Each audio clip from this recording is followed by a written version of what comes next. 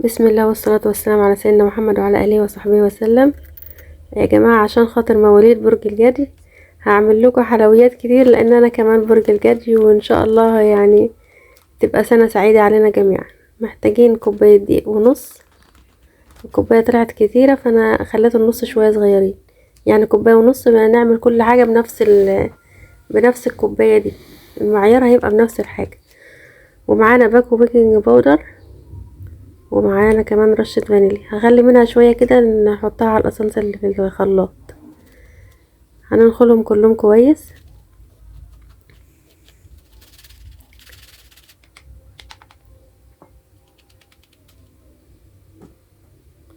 هنخليهم بقى على جنب.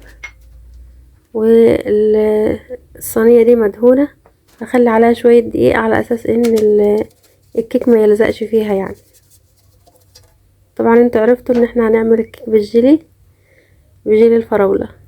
هيبقى الكيكة لونها احمر يعني، هو الفيديو كلته هيبقى احمر ان شاء الله.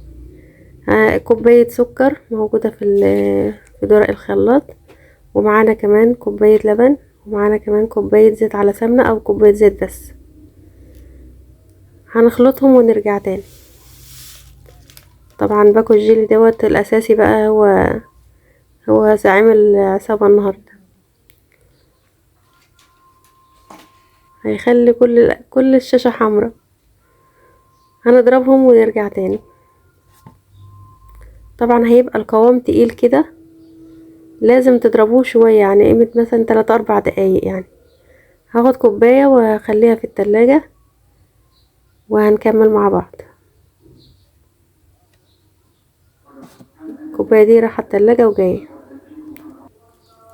خليها هناك بقى نص ساعة ولا حاجة لما نيجي نخلص الخالص. بقية الخليط هنحط عليه بيضتين. صلوا على النبي كده وعطروا المجلس بذكر الله. هنحتاج لسه كمان معلقة خل بعد ما نضرب البيضتين، وكمان معلقة من ماء الزهر، ورشة فانيليا.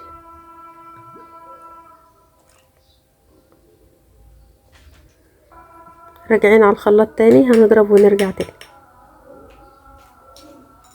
اللهم صل وسلم وبارك على سيدنا محمد وعلى آله وصحبه وسلم.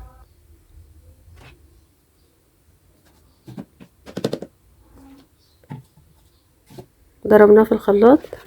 نجيب بقى ايه المكونات الجافة بتاعتنا، نقلبها كويس كده على الناشف قبل ما ننزل الخليط عليها. طبعا الخليط احمر، انا قاعده بفكركم اللي عايز يعملها بمانجا او يعملها ببرتقال او اي اسانس تاني ممكن يعمل كده. انا حبيتها بصراحه لان طعم الفراوله جميل قوي قوي مع الكيكه دي. هنضرب كل الضرب في اتجاه واحد.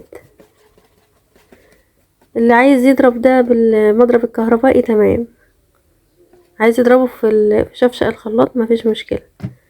هو كده دوت اخر حاجه بقى. هنجيب الصينيه بتاعتنا اللي احنا مجهزينها وهننزل على الخليط. خلة خشب وهنظبطه كده عشان نطلع الفراغات اللي فيه، وخبطتين كويسين وناخده على الفرن.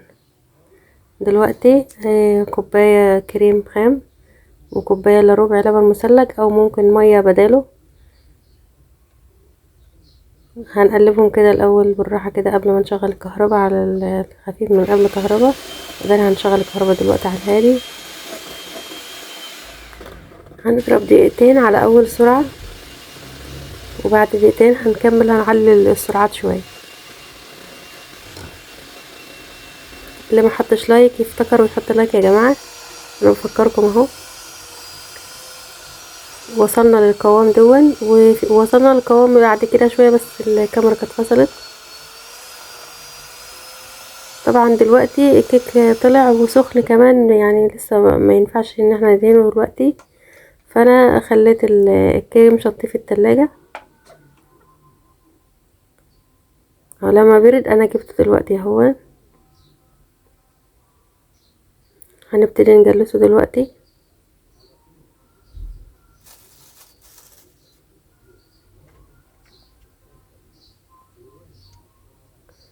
ما شاء الله، لا قوة الا بالله، ما شاء الله.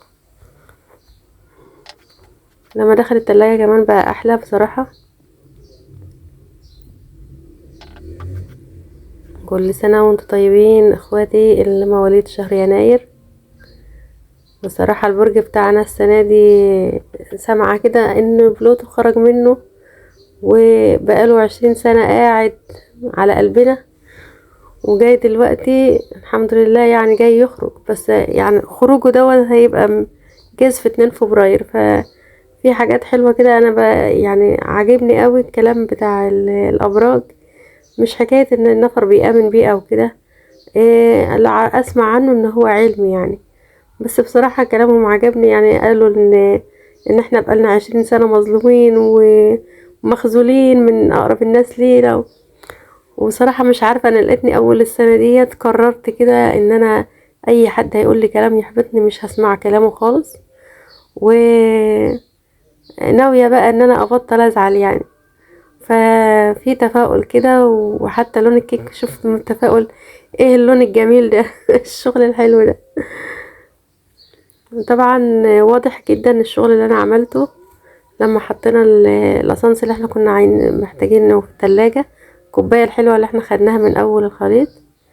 وعملت كده بقى بالكريم شانتيه. ممكن نحط لو في شوكولاتة بيضة ممكن نزوق بيها. انا شايفة انه مش محتاج ان احنا نحط عليه يعني اي حاجات تزيين، هو كده جميل جدا. ولونه كده لونه فرحة يعني.